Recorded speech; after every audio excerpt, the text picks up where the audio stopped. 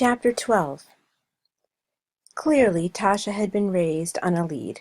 There was no straining to be released or biting to get free. She walked alongside Jess as if they'd been friends for years. Zack followed, feeling a little jealous. When Tasha had come down off the rock, her first contact had been with Zack. Then she had shared her attention between the two of them until Jess clipped the lead to the collar. After that, Tasha behaved as if Zack didn't exist. He knew it was probably just part of her training, but it still didn't make it any easier to take.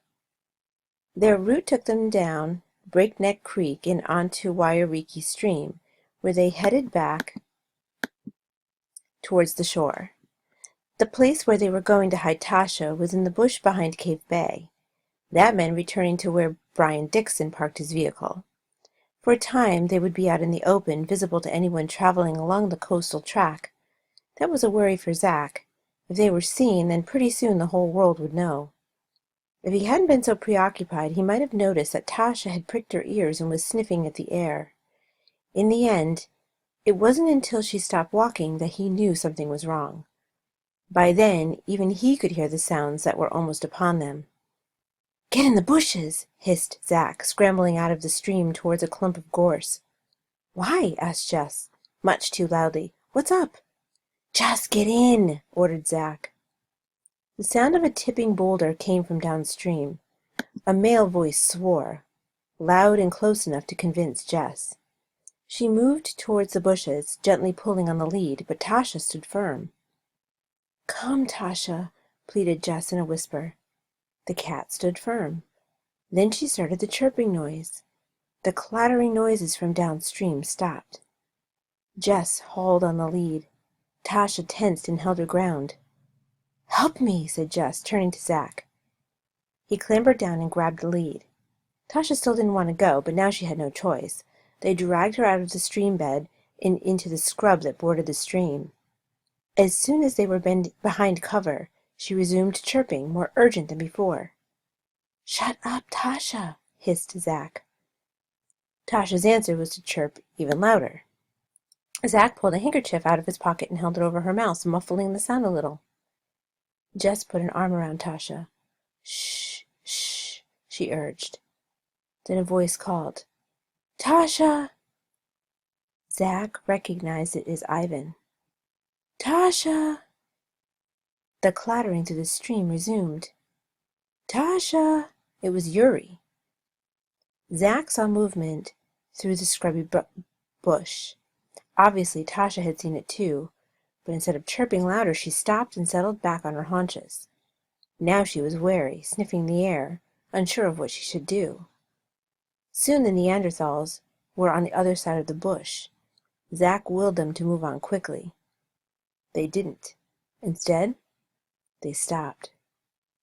Ivan had the dart gun hanging from his shoulder. He stopped and pulled it around, ready for action.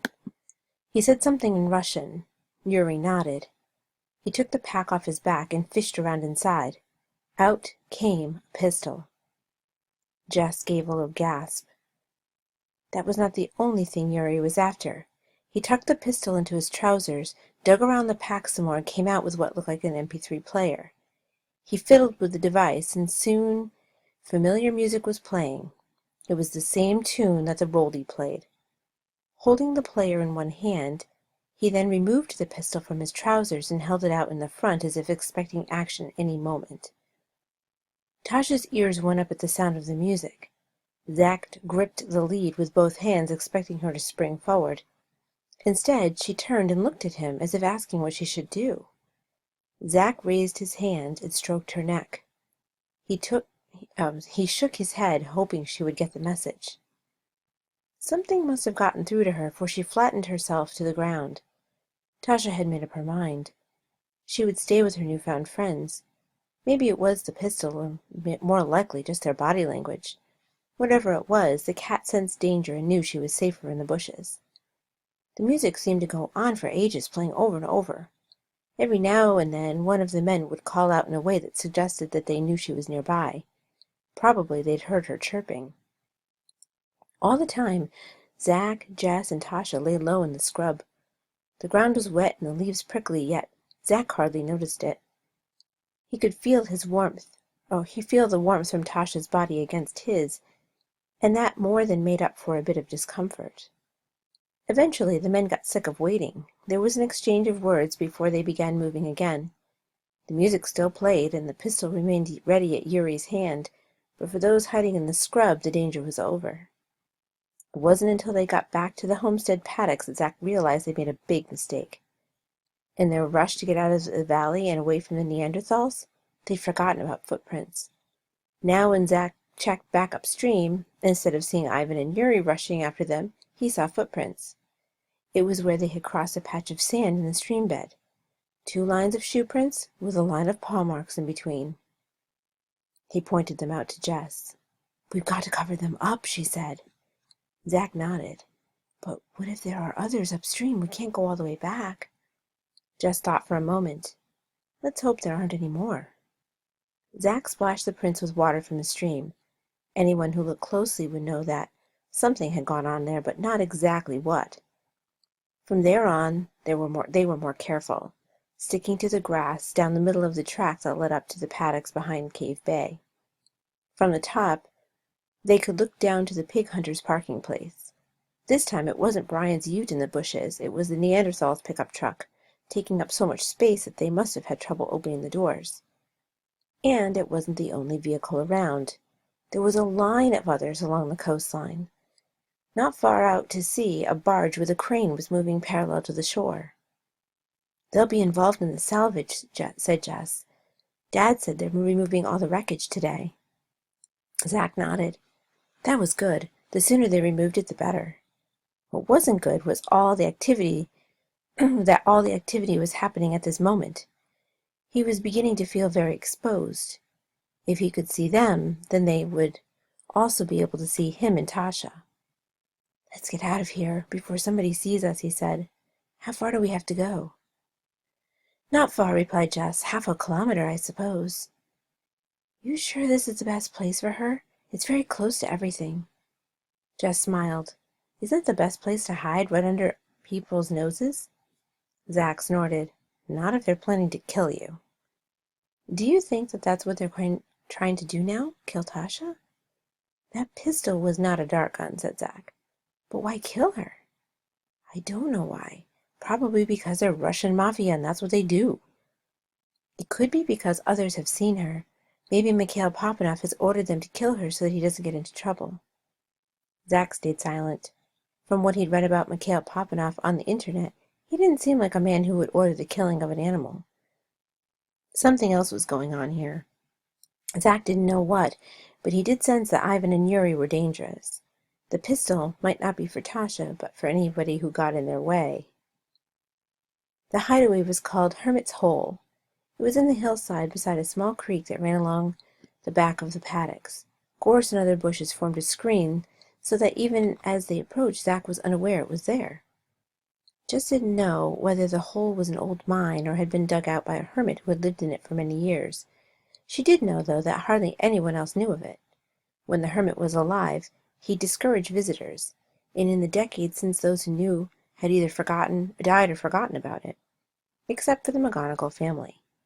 Will had learnt about it from his father and passed it on to Jess, who was now giving Zack the guided tour. The opening to the hole was covered with sheets of corrugated iron nailed to a timber frame. One sheet acted as a door, except the hinges were rusted in place. Only with a lot of pulling and grunting did it open enough for them and Tasha to fit through. Inside, the hole was dim and musty, but dry. On the floor were several piles of rubbish, the remains of rotting furniture. Shelves had been cut into the rock of the walls to hold a variety of items. One was a candle sitting on an old pudding plate. While both had seen better days, the candle looked as if it might still burn. If only they had something to light it with. That's when Jess opened her pack. She had everything needed to turn Hermit's Hole into a home for Tasha, including a box of matches. In the candlelight, they set about making the place comfortable. Tasha was now off the lead, following them around, spending time first with Jess and then with Zack. She had to give everything her seal of approval. The bedding that Jess had brought got serious attention. It was sniffed, pawed, sat on, and finally laid upon. The big cat stayed there until Zack brought out the silver bowl. Then she jumped up and bashed it out of his hands before he could place it on the ground. Jess laughed. She knows what that is, doesn't she? She sure did. She sat beside the bowl staring at Zack with anticipation. Okay, said Zack, let's see if you like steak. He took the meat out of the plastic bag and placed it in the bowl. Tasha's head followed every move, but her body remained absolutely still. With the meat in the bowl, she sat staring at it, obviously waiting for a command. Yes, Tasha, said Zack, you can eat it. She still stared. Eat, Tasha, said Zack. No change. Da, said Jess. That was the magic word. Tasha crouched down and began gnawing at the meat. A moment later, she was purring. Must be good stuff, said Jess. Yeah, replied Zack, but I can't keep feeding her on that. It's not going to be good when Dad finds out. We need to buy some cat food when we go to Zealandia this afternoon. Jess looked at her phone. It's already after 1. We won't have time to go now. Then we could go and have a look at the salvage, suggested Zack. You watch the crane, said Jess, smiling. I'll stay here and play with Tasha. We can go to Zealandia tomorrow. Zack stood. I'll fix that door before I go so we can close it. Jess's smile disappeared. Why do you want to close it? To keep her in, of course. No, said Jess, shaking her head vigorously. No, we're not going to lock her in. Then she'll run away, said Zack. No, she won't, argued Jess. Not with her bed and bowl here. And we'll be coming back each day. I don't want to lock her away. What if the Neanderthals come along this way? Asked Zack. They won't find this place. If they play the music, they will. She'll come out to them. Jess shook her head. I don't think so. She didn't when they played it up at the stream. Zack gave a heavy sigh. That's because we were there. If we're not there, or here, how will she know whether it's us or them? Jess moved until she was beside the big cat. She'll know, she said. Then she put her head against Tasha's belly. You'll know, won't you, my darling? You'll just know.